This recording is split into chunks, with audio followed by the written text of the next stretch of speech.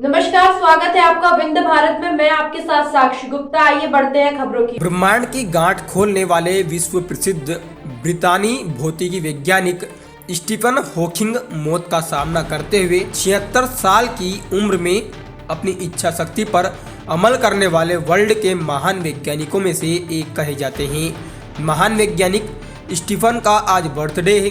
3 वर्ष पहले वे इस दुनिया से हमेशा के लिए विदा हुए थे, लेकिन आज भी स्टीफन का नाम बड़ी शान और गर्व से याद किया जाता है, जिसने मौत के आगे भी अपनी जीत हासिल कर ली थी और अपनी कमजोरी को भी कभी कमजोरी न समझते हुए विश्व में इतिहास रच दिया था।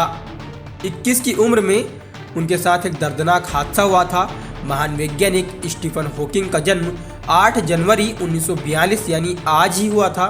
इनकी जन्म तारीख से एक बड़ी ही दिलचस्प बात जुड़ी हुई है। दरअसल स्टीफन का जन्म आधुनिक विज्ञान के पिता गैलीलियो की मौत के ठीक 300 साल के बाद हुआ। गैलीलियो की मौत 8 जनवरी 1642 को हुई थी। स्टीफन बचपन से बहुत बुद्धिमान और प्रतिभाशाली थे। बचपन से ही इनके दोस्त इन्हें आइंस्टीन कहकर बुलाया करते थे। एक बार कॉलेज की छुट्टियां होने पर स्टीफन अपने घर भी आए हुए थे। तब ये 21 साल के थे। घर पर ही सीढ़ियों से उतर रहे थे कि तभी उन्हें एकदम से बेहोशी महसूस हुई और वे तुरंत ही नीचे गिर पड़े। फिर उन्हें फैमिली डॉक्टर के पास ले जाया गया। शुरू में उन्होंने उसे मात्र एक कमजोरी की वजह से घटना मानी।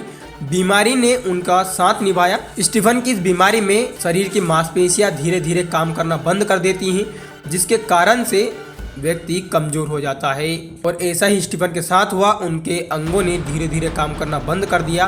फिर धीरे धीरे मरीज घुट घुट कर मरने भी लगता है। हॉकिंग के बारे में डॉक्टरों का कहना था चूंकि इस बीमारी का कोई भी इलाज मौजूद नहीं है, इसलिए हॉकिंग बस 1-2 साल ही जीवित रह पाएंगे। लेकिन महान वैज्ञानिक स्टीफन ने अपनी बीमारी को जीतने में पूरी तरह से कामयाबी हासिल कर ली थी। शुरुआत में तो उन्हें लगा कि इस बीमारी की वजह से वे अपनी पीएचडी पूरी नहीं कर सकेंगे, लेकिन बीमारी की वजह से कुछ समय डिप्रेशन में रहने के बाद आखिरकार स्टीफन ने अपने अंदर नई सोच को जन्म दिया। स्टीफन की पूरी जिंदगी व्हील चेयर पर ही बीत गई। वो सामान्य इंसान में नहीं थे। ना तो वो बोल सकते थे, ना तो चल सकते थे, ना हाथ हिला सकते थे, लेकिन उनके जीवन साथी रही व्हील चेयर की वजह से वे बोल सकने में समर्थ हो चुके थे। इस चेयर की वजह से वे लिख भी पाते थे और इसी के सहारे चल फिर भी लेते थे। फिलहाल के लिए इतना ही। खबरों का सिलसिला लगातार जारी है। बने रहिए हमारे साथ। नमस्कार।